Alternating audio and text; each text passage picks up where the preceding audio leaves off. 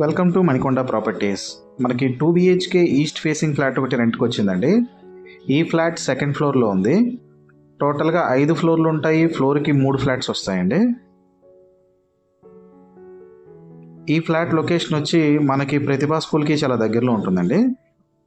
ఈ flat rent 25,000 చెప్తున్నారు. 1,500 rupees maintenance ఉంటుంది.